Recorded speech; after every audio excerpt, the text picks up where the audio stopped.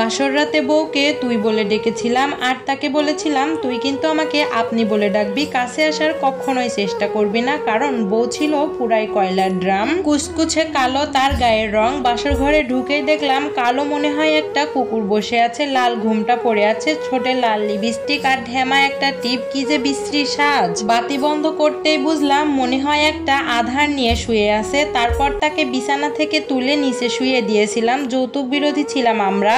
বাবা বলেছিল বিনা যৌতুকে নিজের আত্মীয়র মধ্যে কাউকে বিয়ে করে পুত্রবতী হিসাবে নিয়ে আসবে, সেটাই করলো আমার বাবা। হাজার অনিচ্ছা থাকা সত্ত্বেও বাবার গরিব বন্ধুর কালো মেয়েকে বিয়ে করতে হলো আমার। কলেজের সেলফি বয়ের কপালে এমন একটা বউ জুটলো যে তাকে নিয়ে জীবনে একটা সেলফি তোলা যাবে না। বন্ধুরা সবাই অনুরোধ করতো বউ নিয়ে বেড়াতে যেতে, কিন্তু আমি যেতাম না, লজ্জা তো একটা আছে।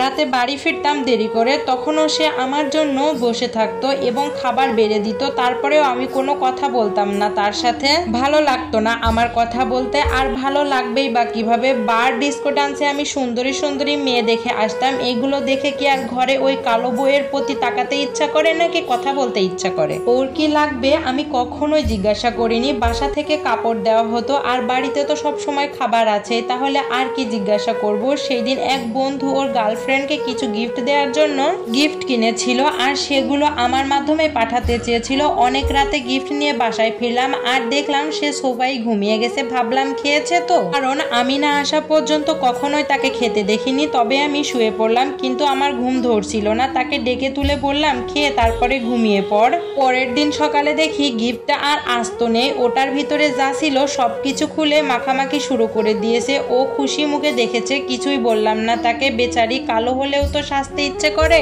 তাই না? সেই দিন ওকে দেখে অনেক হেসেছিলাম আমি। তারপরে আবার নতুন করে গিফট কিনে বন্ধুর গার্লফ্রেন্ডের কাছে পাঠিয়ে দিলাম। তারপর হঠাৎ করে ও একদিন অনেক বমি করলো। তারপরে জানা গেল সে মা হতে চলেছে। একদিন শীতের সকালে বাবা মা গ্রামের বাড়িতে বেড়াতে গেল। সেদিন রাতে আমি তাড়াতাড়ি বাসায় এসেছিলাম। গ্রামের মেয়ে সে আবার ভূত পেট দেখে হয়তো ভয় পাবে এটা ভেবে। আর বাসায় এসে যখন খাবার চাইলাম তখন সে বলল আজকে বাসায় রান্না হয়নি। আমি বললাম কেন রান্না হয়নি? সে বলল বাসায় কিছু খাবার আছে, ওগুলোই সে খেয়ে নেবে। আর ও ভেবেছিল আমি বন্ধুদের সাথে খেয়ে আসবো। ফ্রিজ খুলে দেখলাম সামান্য খাবার আছে। তখন তাকে বললাম চলো আজকে তোমাকে হোটেলে খাওয়াতে নিয়ে যাব, কিন্তু ও রাজি হচ্ছিল না। আমি তাকে জোর করেই নিয়ে গেলাম। রাস্তায় আমি বললাম হোটেলে গিয়ে যেন আমাকে আপনি বলবে না, তুমি বলবে। কিন্তু হোটেলে গিয়ে সে একটা কথাও বলেনি। আমি আরো তাকে বলেছিলাম তুমি কি আরো কিছু খাবে? সেই দিন তাকে নিয়ে আমি প্রথম বের হয়েছিলাম। রাস্তায় সে আমার হাত ধরেছিল, আমিও তার নখটা শুধু ধরেছিলাম। আবার যদি এত ভিড়ের মধ্যে সে হারিয়ে যায়। তারপরে অনেক রাতে বাসায় ফিরে ঘুমিয়ে পড়ি। তার কয়েকদিন পরে আবার দেখি সোনোর প্যাকেট টিপে টিপে সোনো বের করছে। আমি তাকে একটা চট দিয়ে বললাম স্নো ফুরিয়ে গেছে, চাইতে কি হয়। বিয়ের পরে এই প্রথম সে আমার কাছে শ্যাম্পু চেয়েছিল, এর আগে কখনোই কিছু চাইনি। সেদিন ওকে নিয়ে আমি মার্কেটে গেলাম কসমেটিক কিনতে। বন্ধুরা সেদিন অনেকেই দেখেছিল তাকে, কিন্তু দেখার পরে সবাই ভাবি বলে সম্মানও করেছিল। ওইখানে বন্ধুরা অনেকেই আবদার করেছিল তাকে নিয়ে আড্ডায় যাওয়ার জন্য। তারপরে 3 দিন পরে একদিন তাকে আমি নিয়ে গিয়েছিলাম মোটর সাইকেলে করে। তাকে নিয়ে গিয়েছিলাম, তার জীবনে এটাই ছিল লং ড্রাইভ, তাও আবার আমার সাথে। জীবনে আজ প্রথমবার খোদার দরবারে তার জন্য হাত তুলেছি, কারণ আজকে সে মা হতে চলেছে, আমি বাবা হব। জানি না ওর জন্য কিভাবে আজকে আমার এত কান্না আসছে। সেদিনও আমাকে যতবার বলেছিল আমি ভয় পাচ্ছি, আমি ততবার তার হাতটা ধরেছিলাম। ভয় কিসের, আমি তো আছি। সেই দিনও কাউকে খোঁজেনি, শুধুমাত্র আমাকেই খুঁজেছিল।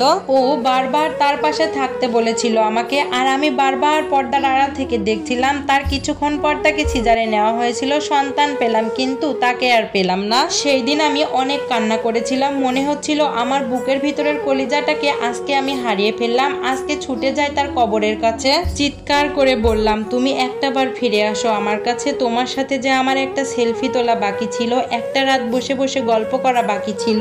জানি আমি কখনোই তাকে ভালোবাসা দিতে পারিনি, তবে আজ বুঝছি কেন বুকের পাশটা এখনো চিনচিন করে। পাওয়ার আগে আর হারিয়ে ফেলার পরে মানুষ একমাত্র মূল্য বোঝে। কালো মানুষদেরও ভালোবাসা পাওয়ার অধিকার আছে। তুমি সুন্দর মানুষের সাথে থাকলেই যে সুন্দর জীবন পাবে এমনটা না। সুখী থাকার জন্য সুন্দর মানুষ নয়, সুন্দর একটা মনের প্রয়োজন।